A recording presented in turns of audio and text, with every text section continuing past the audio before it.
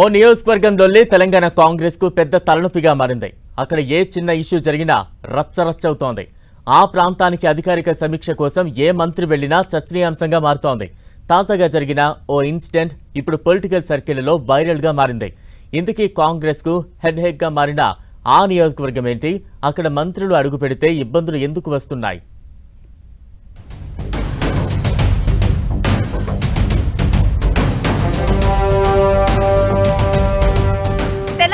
కాంగ్రెస్ లో జగిత్యాల జగడం రచ్చ లేపుతోంది. Party senior నేత మాజీ ఎమ్మెల్సీ జీవన్ రెడ్డి తీరు తలనొప్పిగా మారుతోంది. తరచూ ఆయన చేస్తున్న కామెంట్స్ పార్టీని ఇరుకున పెడుతున్నాయి. జగిత్యాల ఎమ్మెల్యే డాక్టర్ సంజయ్ కుమార్ కాంగ్రెస్ కండువా కప్పుకున్నప్పటి నుంచి ఈ కుంపటి వేడెక్కింది. ఎమ్మెల్యే సంజయ్ కుమార్, మాజీ ఎమ్మెల్సీ జీవన్ రెడ్డి రెండు వర్గాలుగా చీలిపోయి ఉప్పు నిప్పులా మారిపోయారు. ఇక జీవన్ రెడ్డి ఛాన్స్ దొరికినప్పుడల్లా పార్టీ తీరును తూర్పారబడుతున్నారు. పార్టీ ఫిరాయింపుల నుంచి నియోజకవర్గంలో చోటు చేసుకునే అంశాలపై తరచూ వివాదం చోటు చేసుకుంటుంది.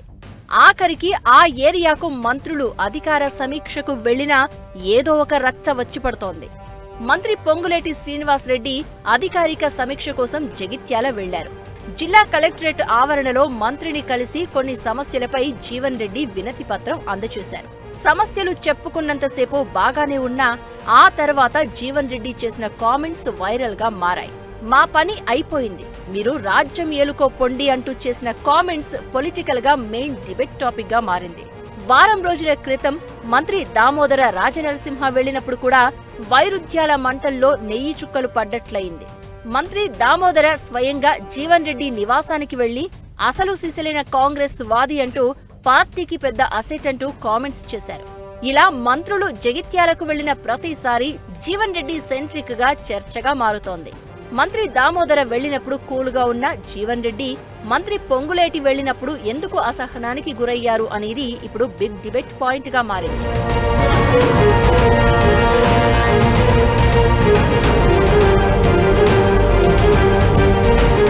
మంత్రి పొంగులేటి పర్యటనలో జీవన్ రెడ్డి హాట్ కామెంట్స్ చేయడానికి కారణం లేకపోలేదట. జిల్లా కలెక్టరేట్ లో చేసిన అధికారిక సమీక్షకు ఎలాంటి అధికారిక హోదా లేకపోవడంతో జీవన్ రెడ్డి హాజరయ్యే పరిస్థితి లేదు. మరోవైపు తనకు ఏమాత్రం గిట్టని వ్యక్తి sitting MLA doctor Sanjay Kumar ఆ సమీక్షకు హాజరయ్యారు. దీంతో జీవన్ రెడ్డి అగ్గి మీద గొగ్గిలమయ్యారట.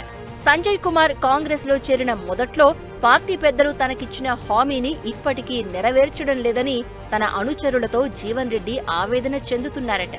ఎమ్మెల్యే కోటాలో ఎమ్మెల్సీగా ఛాన్స్ దక్కుతుందని భావించినా నిరాశే ఎదురైంది. ప్రభుత్వంలో నామినేటెడ్ పోస్టు సైతం రాకపోవడంతో అసంతృప్తి స్వరం వినిపిస్తున్నారట.